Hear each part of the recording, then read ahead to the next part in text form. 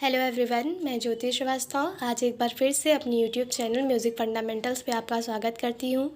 आज मैं आपको तानसेन जी का जीवन परिचय बताने जा रही हूँ। तो चलिए अब हम अपनी वीडियो को स्टार्ट करते हैं। और अगर आपने अभी तक हमारे चैनल को सब्सक्राइब नहीं किया है तो हमारे चैनल को सब्सक्राइब कर लें ताकि हमारे आने वाले सभी वीडियो के अपडेट आपको मिलते रहें। भारत का कौन ऐसा व्यक्ति होगा जिसने तानसेन का नाम ना सुना हो। उनकी मृत्यु के लगभग 400 वर्ष व्यतीत हो गए, किंतु ऐसा मालूम पड़ता है कि जैसे अभी कुछ ही दिनों पूर्व उनकी मृत्यु हुई हो। तानसेन का असली नाम तन्ना मिश्र था और पिता का नाम मकरंद पांडे। कुछ लोग पांडे जी को मिश्र भी कहते थे। तानसेन की जन्म तिथि के विषय में अनेक मत हैं। अधिकांश विद्वानों के मतानुसार उनका जन्म 1532 ईस्वी में ग्वालियर में 7 मील दूर वेहट ग्राम में हुआ था। उनके जन्म के विषय में यह किंवदंती है कि बहुत दिनों तक मकरंद पांडे संतानहीन थे। मोहम्मद गौश नामक फ़कीर के आशीर्वाद स्वरूप उन्हें एक पुत्र उत्पन्न हुआ जिसे तन्ना के नाम से पुकारा गया। अपने पिता की एकमात्र संतान होने के कारण उनका पालन पोषण बड़े लाड प्यार से हुआ। फलस्वरूप उनकी बाल्यावस्था में बड़े नटखट और उद्दंडी रहे। प्रारंभ से ही तन्ना में दूसरों की नकल करने की अपूर्व क्षमता थी।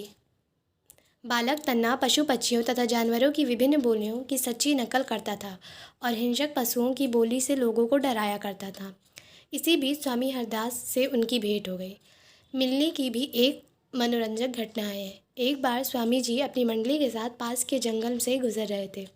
नटखट तन्ना एक पेड़ की आड़ से शेर की बोली से उन्हें डरवाने लगे। अतः साधु मंडली बहुत घबराई। थोड़ी देर के बाद तानसेन हंसता हुआ सामने प्रकट हुआ। स्वामी हरिदास जी उसकी प्राकृतिक प्रतिभा से अत्यधिक प्रभावित हुए और उसके पिता से तानसेन को संगीत सिखाने के लिए मांग लिया और अपने साथ वृंदावन ले गए।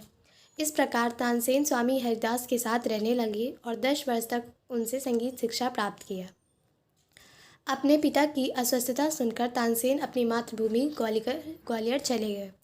कुछ दिनों के बाद उनके पिता का देहांत हो गया। कहा जाता है कि मरने के पूर्व उनके पिता ने तानसेन को बुलाकर कहा कि तुम्हारा जन्म मोहम्मद गौश के आशीर्वाद से हुआ है, अतः तुम कभी भी उनकी आज्ञा की अवहेलना ना करना। तब तानसेन स्वामी हरदास से आज्ञा लेकर मोहम्मद गौस के पास रहने लगे। वहाँ के कभी कभी ग्वालियर की विधवा रानी मृगनयनी का गायन सुनने के लिए उसके मंदिर चले जाया करते थे। वहाँ उसकी एक दासी हुसैनी की सुंदरता और संगीत ने तानसेन को अपनी ओर आकृष्ट कर लिया। अतः रानी मृगनयनी ने हुसैनी से तानसेन की शादी करा दी। तानसेन के 4 पुत्र हुए, सूरतसेन, शरतसेन, तरंगसेन और विलास खां तथा सरस्वती नाम की एक पुत्री। जब तानसेन अच्छे गायक हो गए तो रीवा नरेश रामचंद्र ने उन्हें राज्य गायक नियुक्त कर लिया। महाराज रामचंद्र और अकबर में घनिष्ठ मित्रता थी। महाराज रामचंद्र ने अकबर को प्रसन्न करने के लिए गायक तानसेन को उन्हें उपहार स्वरूप भेंट कर दिया। अकबर स्वयं संगीत का प्रेमी था। वह उन्हें पाकर अत्यधिक प्रसन्न हुआ और अपने 9 रत्नों में उन्हें शामिल कर लिया। धीरे धीरे अकबर तानसेन को बहुत मानने लगा। फलस्वरूप दरबार के अन्य गायक उससे जलने लगे। उन लोगों ने तानसेन के विनाश की एक युक्ति निकाली। सभी गायकों ने अकबर बादशाह से प्रार्थना की कि तानसेन से दीपक राग सुना जाए और देखा जाए कि दीपक राग में कितना प्रभाव है। तानसेन के अतिरिक्त कोई दूसरा गायक इसे गा नहीं सकेगा। यह बात बादशाह के दिमाग में जम गई। उसने तानसेन को दीपक राग गाने को बाध्य किया। तानसेन ने अकबर को बहुत समझाया कि दीपक राग के गाने का परिणाम बहुत बुरा होगा, किंतु बादशाह ने एक न माना। अतः तानसेन को दीपक राग गाना पड़ा। गाते ही गर्मी बढ़ने लगी और चारों ओर से मानो अग्नि की लपटें निकलने लगी। श्रोतागण तो मारे गर्मी के भाग निकले, किंतु तानसेन का शरीर प्रचंड गर्मी से जलने लगा। उसकी गर्मी केवल मेघ राग से समाप्त हो सकती थी। कहा जाता है कि तानसेन की पुत्री सरस्वती ने मेघ राग गाकर अपने पिता की जीवन रक्षा की। बाद में बादशाह को अपनी हट पर बड़ा पश्चाताप हुआ।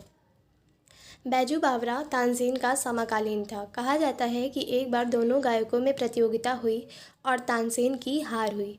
इसके पूर्व तानसेन ने राज्य की ओर से यह घोषणा करा दी थी कि उसके अतिरिक्त राज्य में कोई भी व्यक्ति गाना ना गाए और जो गाएगा तानसेन के साथ उसकी प्रतियोगिता होगी। जो हारेगा उसे उसी समय मृत्युदंड स्वीकार करना पड़ेगा। इस प्रकार तानसेन की वजह से अनेक गायकों की मृत्यु हुई, क्योंकि कोई गायक उसे हरा नहीं सकेगा। अंत में बैजू बावरा ने उसे परास्त किया, किंतु बैजू बावरा ने तानसेन को क्षमा कर अपने विशाल हृदय का परिचय दिया। तानसेन ने अनेक रागों की रचना की, जैसे दरबारी कान्हा, मियाँ की सारंग, मियाँ की तोड़ी, मियाँ मल्हार आदि। कहा जाता है कि तानसेन ने बाद में मुसलमान धर्म स्वीकार कर लिया था। उसने ऐसा क्यों किया, विद्वानों के कई मत हैं। कुछ का कहना है कि गुलाम गौश की आज्ञा से मुसलमान हो गए, और कुछ का कहना है कि अकबर की पुत्री से उसकी शादी हुई थी। कुछ विद्वानों का यह भी मत है कि तानसेन मुसलमान हुए ही नहीं, उसने फ़कीर गुलाम गौस की स्मृति में स्वरचित रागों के नामों के आगे मियाँ शब्द जोड़ दिया था, जैसा मियाँ मल्हार, मियाँ की तोड़ी आदि। सन 1585 ईस्वी में दिल्ली में तानसेन की मृत्यु हुई और ग्वालियर में गुलाम गौश की कब्र के पास उनकी समाधि बनाई गई। प्रतिवर्ष उनकी स्मृति में ग्वालियर में उत्सव मनाई जाती है और शास्त्रीय संगीत के कार्यक्रम आयोजित किए जाते हैं। अगर आपको हमारी वीडियो पसंद आई हो तो लाइक कमेंट ज़रूर करें। आज के लिए बस इतना ही, मिलते हैं नेक्स्ट वीडियो में। तब तक के लिए thank you and bye bye.